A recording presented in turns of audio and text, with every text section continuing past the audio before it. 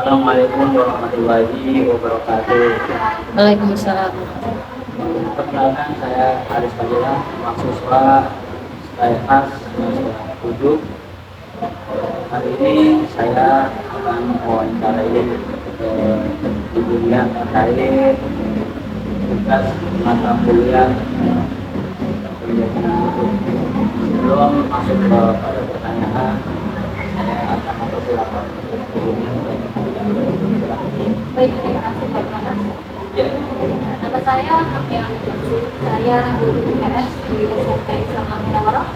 Saya kurang lebih sudah 4 tahun ini menjadi guru IPS di sini. Ya, sudah 4 tahun.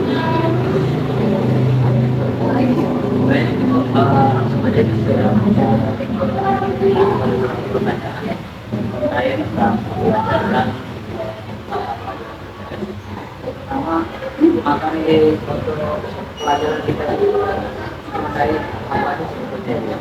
Jadi untuk mulai dari IPS ini university Oh iya. ini berkaitan dengan apa sih kalau kita mengenal lingkungan sosial kita.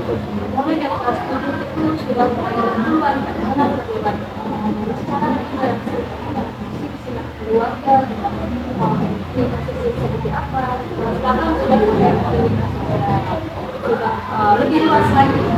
Memang sembilan sudah globalisasi sudah lebih luas lagi. Kita berhubungan dengan masyarakat lebih luas.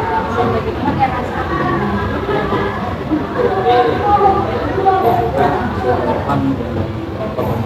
Iya.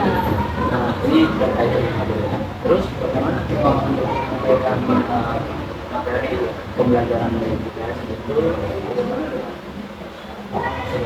fasilitas yang Untuk fasilitas di sekolah ini ada proyektor, jadi kita bisa menonton video atau kita bisa menonton rekaman atau itu lalu bisa kita bisa kita sampaikan di depan ataupun menggunakan media-media dan dulu ada ini fasilitasnya fasilitas bukanya ada lumayan internet jadi berarti untuk baik. iya. Nah, terkait dengan metode pembelajaran, apakah metode pembelajaran yang disampaikan di dalam pembelajaran yang disampaikan diterapkan di kelas itu ada pembelajaran yang tiba-tiba atau monoton atau mengikuti sesuai dengan kondisi sesuai itu. Jadi kalau untuk metode itu dengan kondisi ketika jam terakhir jam pertama atau dengan kelas ini kelas yang berisik atau yang aktif atau kelas yang klasik itu masih kita pakai metode yang berbeda-beda. Jadi menyesuaikan. Ada kan metode yang biasa saya gunakan ada diskusi presentasi siswa terima kasih kalau mereka ini hari sendiri tidak kita barang dari berbagai Kemudian kira-kira apa yang kebutuhan yang bisa didapat dari pembelajaran untuk anak-anak itu sendiri, jadi bisa dilihat perkembangan si anak itu. jadi untuk tujuan dari pembelajaran IPS dari pembelajaran IPS untuk kelas ini jadi anak itu jadi relax dan anak itu masih jadi kita belajar bagaimana sih cara bersosialisasi yang baik tentang masyarakat dari mana kita berkomunikasi yang baik dengan alam jadi relax di masa ini anak-anak relax dengan sekarang. Kira-kira motivasi apa buat anak lebih menarik lagi buat mengambil pelajaran untuk juga waktu lebih budaya. Jadi yang saya gunakan biar kami semangat di IPS-nya itu kita gunakan fakta-fakta yang terjadi di sekitar. Contohnya persoalan lingkungan, jadi kita cari belajar, ayo anak kita dulu ada kerusakan lingkungan. Iya, jadi tidak berhubung hanya pada benda mati buku, tapi itulah kita ke lapangan. Jadi itu yang penting apa anak-anak belajar karena kan biasanya mungkin pemantauannya dengan alam sekitar. Mungkin bisa dulu terima kasih banyak atas kesempatannya. Ada yang bisa disampaikan dari nanti apabila ada siswa yang berguna dalam belajar khususnya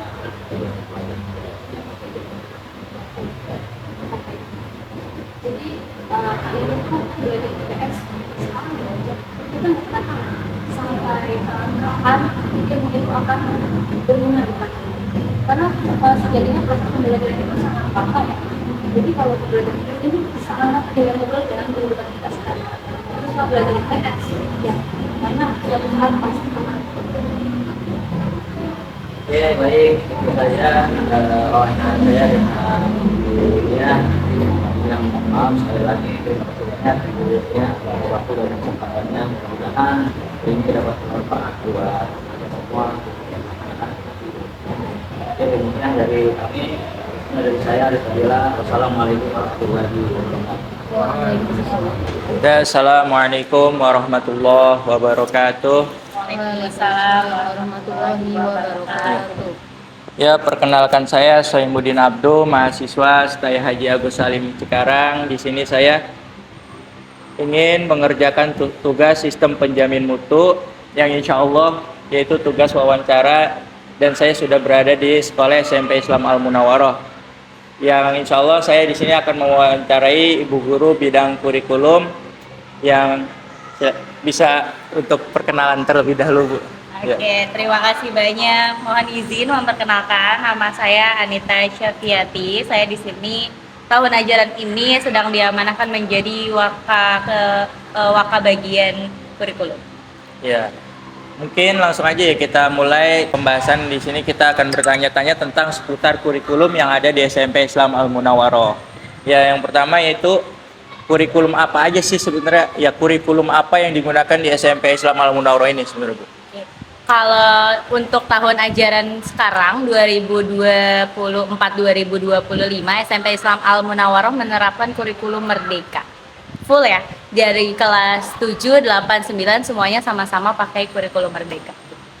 Ya, terus untuk pengembangan kurikulum merdeka ini dengan media atau bahan ajar apa yang digunakan di sekolah SMP Islam Al Munawaroh ini? Oke, jadi SMP Islam Al Munawaroh ini karena kurikulum merdeka itu pakai buku paket dan LKS untuk mapel-mapel umum seperti matematika, IPA, IPS, PAI, bahasa Inggris itu pakai buku paket yang dari pemerintah. BSE itu, buku Kementerian Republik Indonesia. Sementara untuk buku-buku mulok seperti KTK, bahasa Arab, fikih dan lain sebagainya itu pakai buku LKS. Jadi kita tetap ada buku pegangan siswa, tapi kalaupun misalkan buku-buku pelajaran tersebut tidak mengcover materi di kelas, materi pembelajaran, guru boleh memberikan materi atau membuat modul ajar lain. Oh, baik. Ya, terus apa saja sih ya mata pelajaran yang ditawarkan di SMP Islam Al Munawaroh ini?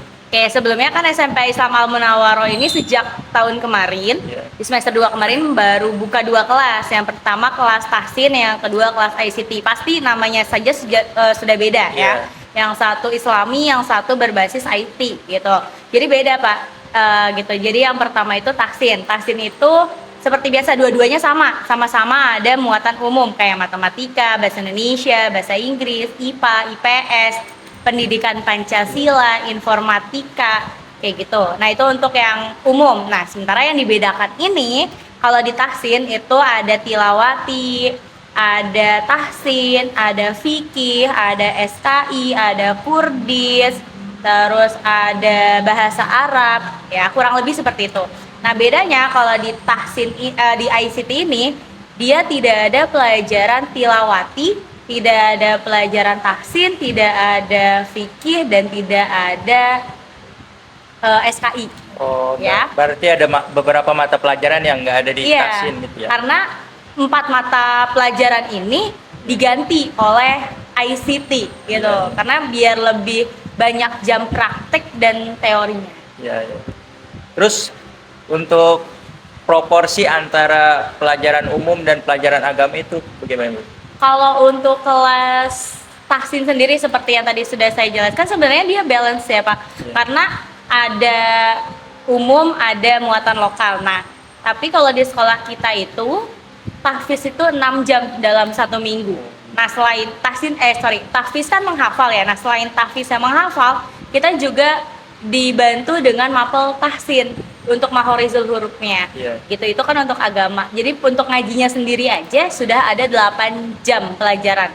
Belum tentang keagamaan seperti kurdis, fikih. Nah, itu juga seimbang. Tapi kalau di kelas ICT memang proporsi agamanya lebih dikurangi karena tadi banyak yang dikurangi untuk praktik gitu kan, karena kalau di tahsin kan hanya umum dan agama. Nah, sementara di ICT mereka belajar umum, mereka belajar agama, mereka belajar IT. Jadi ada 3 hal yang harus dikuasai. Ya. Terus untuk pertanyaan lebih lanjut, apakah ini ada penekanan pada penilaian akhlak dan sikap dalam proses evaluasi siswa? Itu pasti ya Pak, karena adab itu lebih penting dari ilmu. Jadi saya sendiri pun selalu menekankan kalian itu tidak pintar di pelajaran saya gitu kan, saya matematika juga. Kalian tidak pintar di pelajaran saya tidak apa-apa, karena kecerdasan kalian tuh beda-beda. Saya tidak mungkin maksa kamu harus 100, enggak. Kamu yang penting ikut dengan saya. Saya bilang catat, saya bilang presentasi. Begitupun misalkan dengan mereka presentasi, saya juga menerapkan sistem saya tidak menjelaskan, tapi kalian presentasi dulu. Kalian presentasi menyampaikan, jadi saya bilangnya oke, hari ini gurunya siapa nih gitu. Sama dengan guru-guru yang lain juga seperti itu. Jadi mereka presentasi dulu, nanti di akhir baru ibaratnya diluruskan, barangkali ada penyampaian mereka yang salah. Nggak apa-apa gitu, tapi tetap adab itu nomor 1. Itu cara mereka sesimpel ini loh, sesimpel maaf ya kalau saya salah, minta tolong ya, kayak gitu. Itu yang dibudayakan di sekolah ini, permisi kayak gitu. Oh, berarti penerapan mulai dari hal kecil gitu hal kecil, karena itu pembiasaan yang harus terbiasa. Nah, terus untuk yang lebih, apa hal-hal yang biasanya ini harus diperbaiki dan dipertahankan agar output dari pembelajaran di sekolah ini tuh lebih baik, bahkan lebih istimewa gitu? Jargon di SMP Islam Al Munawwarah kan jago IT, jago ngaji. Walaupun IT-nya bagus karena tadi kelas tahsin, tapi ngajinya tetap.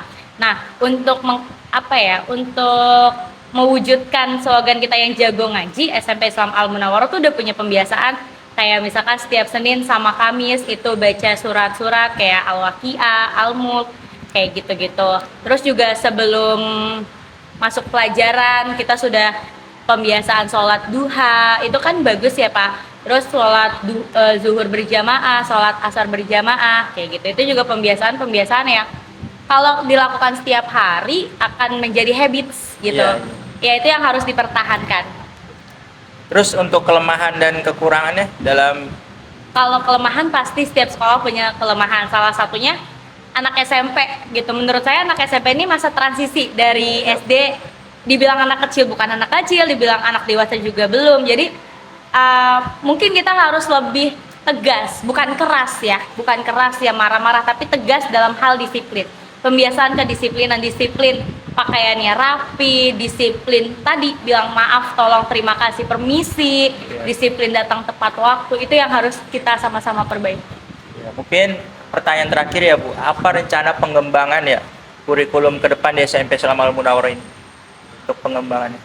Rencana kurikulum ke depan untuk pengembangannya ya pasti kita akan lebih baik gitu, berusaha lebih baik gitu ya, terutama kita memang sudah punya jargon nih, jago ngaji, jago IT, tapi kita harus tetap punya goals yang harus dituju. Berarti kan untuk mencapai goals tersebut kita harus punya modul ajar, kayak gitu, modul ajar yang memang sistematis, terstruktur supaya memang outputnya bisa kelihatan. Ya baik, terakhir sebagai penutup ya Bu, kritik, pesan dan saran gitu ya. Buat ya agar siswa lebih semangat lagi dalam belajar. Yang pasti kami sebagai guru, semua guru bukan saya saja, itu selalu memberikan motivasi ya, kayak membina anak-anak setelah sholat duha harus bagaimana, dikasih tahu kalau ketemu guru begini ya, kalau sama temen jangan begini, itu kan memotivasi untuk menjadi lebih baik, datang tepat waktu, kayak gitu. Tadi apa pertanyaannya? Ya, motivasi Oh, motivasi siswa. ya. Jadi kami sebagai guru sudah memotivasi, tapi tetap motivasi terbaik dan motivasi yang paling berpengaruh adalah motivasi dari diri. Gitu. Jadi kita sama-sama menstimulus lah supaya mereka punya motivasi dari diri sendiri. Ya, terima kasih banyak Bu Yas. Ilmunya sangat bermanfaat ya, insya Allah ya bisa saya kembangkan ya. Atas kesempatan waktunya juga terima kasih sudah meluangkan waktu diwawancara oleh saya ya. Mungkin itu aja ya wawancara pada hari ini tentang kurikulum yang diterapkan di SMP Islam Al Munawaroh, mulai dari kekurangan, kelebihan, dan pembiasaan yang dilakukan di sekolah SMP Islam Al Munawaroh. Ya, mungkin saya tutup, saya akhiri. Wassalamualaikum warahmatullahi wabarakatuh. Bismillahirrahmanirrahim. Assalamualaikum warahmatullahi wabarakatuh. Waalaikumsalam warahmatullahi wabarakatuh. Perkenalkan, saya Aulia Dia Nirwana, mahasiswi kelas 7B Prodi PAI Agama Islam, Pendidikan Agama Islam di STAI Haji Agus Salim. Ya, alhamdulillah sekarang saya sudah bersama narasumber saya, ya, yaitu bidang kesiswaan ya Pak ya, bidang kesiswaan di SMP Islam Al Munawaroh. Baik, Bapak bisa perkenalkan dirinya Pak? Oh ya, nama saya Ahmadul Nuha. Saya di sini sebagai wakil kesiswaan sekaligus pengapu mapel PAI dan PJOK. Ya, baik. Saya minta waktunya sebentar ya Pak ya, untuk saya tanya-tanya mengenai ekstrakurikuler yang ada di SMP Islam Al Munawaroh. Baik Bapak, kan Bapak di bidang kesiswaan ini pasti juga memegang program ekstrakurikuler ya Pak ya. Menurut Bapak, apa sih tujuan siswa ini mengikuti kegiatan ekstrakurikuler yang ada di sekolah? Tujuannya salah satunya itu mengembangkan bakat siswa. Jadi siswa-siswi itu mempunyai bakat masing-masing. Gak mungkin semua itu satu. Namanya dunia pasti kan berwarna, nggak hitam, nggak putih doang. Jadinya tuh bakat siswa itu berbeda-beda, tergantung minatnya. Nah, sesuai bakat minat itu disalurkanlah ke ekstra, ada yang hadro, futsal, badminton, dan lain-lain. Pokoknya sesuai dengan bakatnya masing-masing lah. Ada berapa jenis ekstrakurikuler Pak? Kurikuler di Kurang lebih ada banyak. Salah satunya ada badminton, hadro, futsal, tata boga, PMR, dan yang baru ini tuh musik. Musik, ya. Ada musik. banyak sekali. Oh, berarti musik baru di tahun ini atau? Baru di tahun ini, baru di tahun ini. Kemudian, bagaimana sih Pak sekolah ini memastikan kualitas pembinaan yang diberikan oleh guru pembina eskul? Pasti semua itu ada apa? Ada bahannya atau ada persiapannya. Jadinya itu dari kepala sekolah itu apa? Mempasrahkan semua itu ke pembinanya. Nanti ada data-datanya sendiri kok. Nanti akan diserahkan ke kepala sekolah gitu. Ada data-data sendiri. Apa ada seleksi khusus gitu Pak? Maksudnya dari bagian Kepseknya atau Bapaknya itu yang memilih siapa sih pembina yang baik gitu Pak? Oh, kalau masa seleksi kayaknya mungkin ada sesuai bakatnya masing-masing, nggak ada seleksinya. Misal saya bakatnya di futsal nih, ya udah saya megang futsal. Jadi kepala sekolah itu sudah tahu bakat masing-masing guru itu apa. Gitu, nggak ada seleksian harus ini, saya harus ini enggak. Untuk pembina ekskul di sini tuh apa sudah bersertifikat atau bagaimana Pak? Kalau di sini ya mungkinan ada yang punya pengalaman sih, nggak semua sih punya sertifikat. Mungkin ada pengalaman di bidang PME, di futsal, mulai dari pengalamannya dulu sebelum mengajar pernah jadi pelatih, menjadi pemain. Jadi nggak semuanya ada sertifikasi. Gitu. Kemudian, apakah sarana dan prasarana yang tersedia di SMP Islam Al Munawaroh ini tuh sudah memadai untuk mendukung pelaksanaan semua kegiatan ekskul? Alhamdulillah semua itu sudah mencukupi. Mulai dari alat-alatnya sudah ada, sudah dibelikan. Pokoknya kalau sekolah kita ada yang kekurangan alat secara prasarana, pasti insya Allah kepala sekolah kita itu mendukung dengan cara membelikan alatnya. Alhamdulillah semua sudah memadai sih. Alhamdulillah, berarti ketika ada keterbatasan atau kekurangan langsung dipenuhi. Iya, gitu ya? insya Allah sesuai ada waktunya sendiri.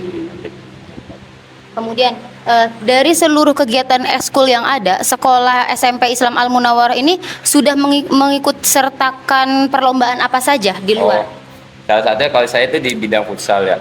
dulu itu pernah mengikuti lomba di SMK 11 Maret, itu mengikuti lomba futsal se-Kabupaten Bekasi dan alhamdulillah mendapatkan juara 3. Dan masih ada lomba lainnya. Berarti baru futsal aja atau ada yang lain? Oh, kalau di ekstra baru futsal saja insya Allah, tapi tahun ini insya Allah nanti akan ada prestasi selanjutnya. Amin, pasti selalu terus berkembang lah ya Pak ya. Dia selalu berkembang SMP kita. Kemudian, bagaimana sekolah memberikan asesmen keberhasilan program eskul keseluruhan? Caranya mungkin dari informasi tadi, ada data-datanya. Data-data itu nanti diserahkan kepala sekolah dan kepala sekolah akan menilai berhasil apa enggaknya. Kemudian bagaimana cara meningkatkan partisipasi siswa dalam kegiatan eskul di sekolah ini? Oh, ini ya pada saat MPLS itu sudah mengenali ekstranya dari pembinaannya maupun anggota itu memperkenalkan ini ekstranya seperti ini. Ayo yang tertarik silakan join gitu. Intinya sesuai eskulnya sih. Semakin eskulnya menarik, insya Allah daya tariknya semakin banyak. Gitu. Ya berarti dari masuk itu mereka MPLS itu udah dikenalin gitu ya, biar mereka tahu mana nih yang sesuai sama bakat saya gitu ya. Udah dikenalin terlebih dahulu. Ya baik. Kemudian ada sedikit pesan Pak untuk siswa-siswi di SMP Islam ini. Oh ya.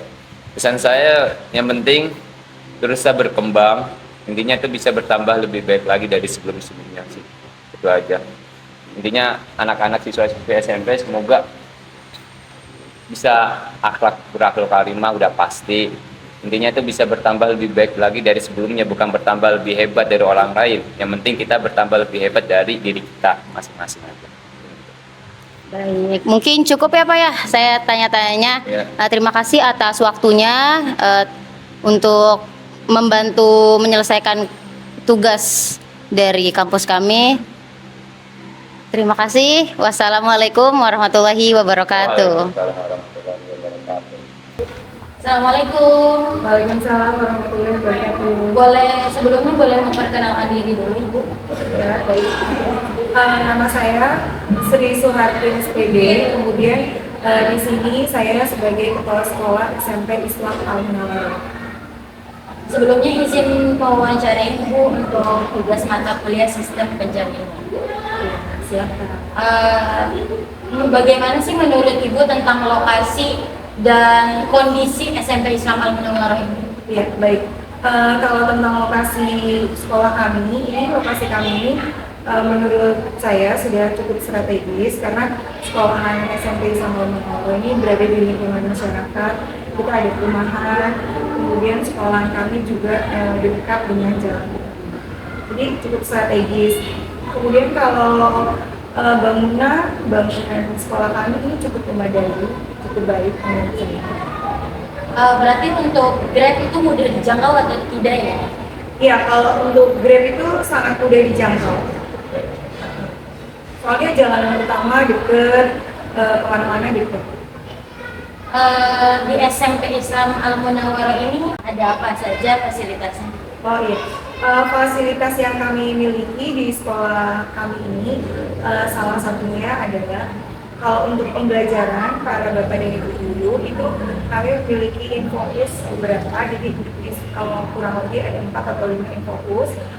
Kemudian kalau kelasnya kami sebagian sudah ber-AC, yang sebagiannya lagi tidak ber-AC, tapi kami memiliki kipas angin, satu kelas itu 4 sampai 5, jadi cukup memadai. Kemudian fasilitas yang lain kami punya laboratorium komputer yang cukup baik. Di sini kan pasti ada programnya ya Bu ya. Program apa sih yang sudah dijalankan, bagaimana hasilnya dan bagaimana evaluasi? Oh iya, baik. Kalau program-program yang sudah dijalankan itu salah satunya itu yang pertama itu Maulid Nabi itu sudah berjalan dengan baik, alhamdulillah. Kemudian ada penyuluhan kesehatan dari Puskesmas Kecamatan Telaga Murni. Kemudian yang baru-baru ini ada Mabit Malam Bina Iman dan Takwa, dan itu alhamdulillah semua berjalan dengan baik. semua siswa mengikuti, semua guru juga. Kemudian yang paling baru-baru ini adalah bulan bahasa. Kami mengundang native speaker dari luar untuk ke kami untuk mengadakan semacam seperti seminar dan talkshow gitu. Kemarin kan kata Ibu sempat mengundang native speaker itu untuk bahasa Arab atau Inggris ya? Oh iya, kebetulan kami baru bahasa Inggrisnya. Jadi kami ingin anak-anak itu lebih aktif dalam berbahasa Inggris sesuai dengan perkembangan zaman. Tujuan Ibu mengundang native speaker itu apa? Iya, jadi tujuannya itu supaya siswa-siswi SMP Islam Al itu jadi lebih berani berbicara bahasa Inggris. Kadang-kadang mereka cuma malu gitu, nanti kalau ada native speakernya kan mereka jadi bisa lebih berani dalam berbahasa Inggris. Di sini kemarin saya sempat dengar ada 2 kelas dan 2 program. Mungkin bisa Ibu jelaskan ada apa saja? Oh iya, kelas yang kami miliki itu yang pertama itu ada kelas ICT, itu Information and Communication Technology, sama satunya lagi kelas TASIN. Kalau kelas ICT itu kami utamakan itu dalam bidang teknologi komputernya. Kemudian kalau yang TASIN-nya itu lebih diutamakan untuk hafalan-hafalan Al-Quran. Bu, kalau di sini sudah menggunakan metode belajar project based learning belum? Oh iya, sudah beberapa mata pelajaran hampir semuanya sudah. Produk apa sih Bu yang sudah dihasilkan anak-anak ICT maupun TASIN?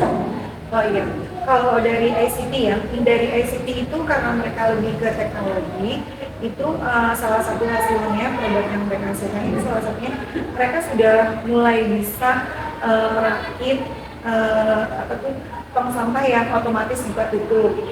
Kemudian mereka juga ada membuat video animasi yang ada mengajinya. Terus mereka juga udah mulai bisa membantu pasang wifi di lingkungan sekolah. Itu kalau ICT. Kalau yang di TASIN-nya, biasanya produknya itu kami berkolaborasi seperti pelajaran IPA. Kebetulan saya mengajar IPA. Jadi saya berkolaborasi sama mata pelajaran prakarya gitu. Jadi saya mengajarkan listrik paralel dan serinya. Mereka membuat animasi rumah, gedung, apa segala macam, tapi dengan aliran listrik yang baik dan benar, yang paralel dan seri. Gitu. Berarti itu berkolaborasi dengan guru apa itu? Dengan guru prakarya. Tadi sempat dengar juga tentang ICT yang sudah bisa memasang wifi. Selain itu apa saja sih Bu yang diajarkan di kelas ICT? Oh iya, yang diajarkan di kelas ICT itu tentu aja teknologi seperti salah satunya itu desain grafis. Kemudian mereka bongkar pasang PC, laptop dan komputer. Terus mereka membuat website, hal-hal yang seperti itu. Karya-karya apa saja sih Bu yang sudah dibuat oleh anak ICT ini? Kalau karya itu kemarin kita sempat mencoba untuk memviralkan itu tadi yang desain animasi menggunakan yang mengaji, terus ada desain animasi. Itu kita mulai viralkan di sosial media. Salah satunya itu. Selain itu ada lagi Bu? Ya sekarang sih lagi